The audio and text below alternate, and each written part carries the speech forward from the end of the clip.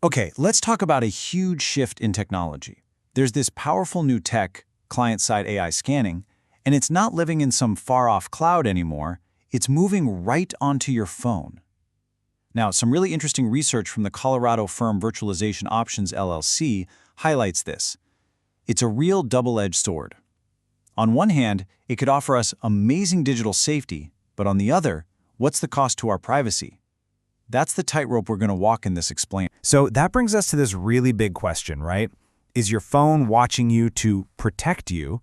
This is the core tension we're going to unpack, that constant battle between security and privacy. And it's happening right on the device you carry with you everywhere. So what in the world is client-side AI scanning?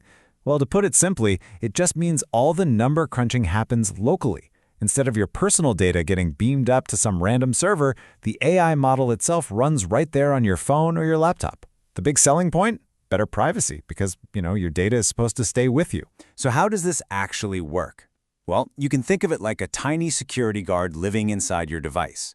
First, it collects data locally. We're talking files, emails, your browsing history, the whole shebang. Then, the on-device AI gets to work, processing all that info, looking for anything that seems off. And finally, if it finds something it thinks is a threat, bam, it can block it or send you an alert. And this all happens in the blink of an eye, right there in the palm of your hand. And this is where we get to the heart of the matter. It's a classic two-sided coin. On one side, you have this incredible promise of a safer digital life. But flip it over, and you see the peril, the serious risks if this power isn't handled with, extreme care. Let's start with the good stuff, the promise. And you can see the appeal, right? You get instant, real-time security without that annoying lag you get from cloud-based systems.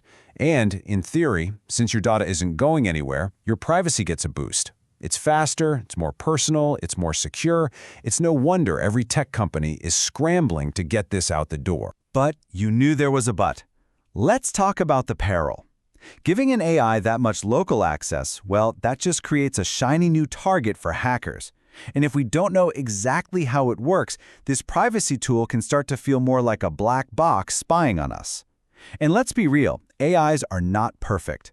They make mistakes, and those mistakes can lead to some pretty messy, unintended consequences. So what happens when this AI messes up? And trust me, it will.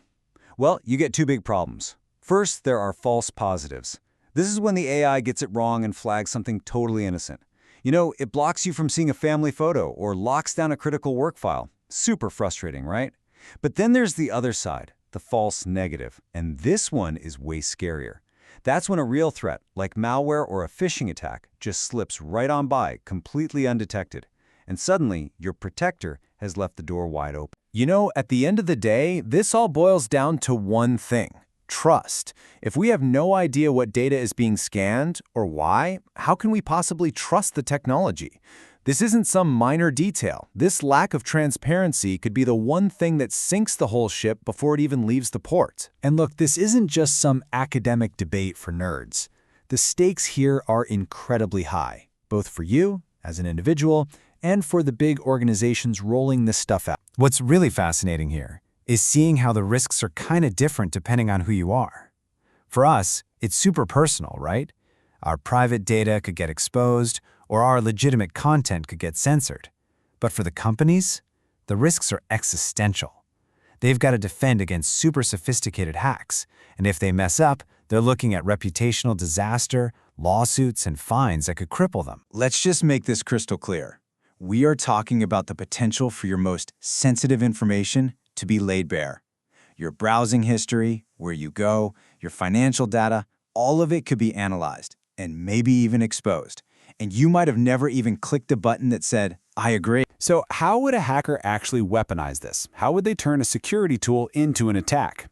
Well, you can see the biggest fear is a straight-up data breach. But they could also get clever and use the system as a backdoor to inject their own malware, or even intercept what you're doing in a man-in-the-middle attack.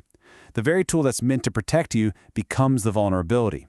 It's pretty scary stuff. Okay, so given all these pretty serious risks, what do we do? Where do we go from here? Look, it's not about just saying no to the tech.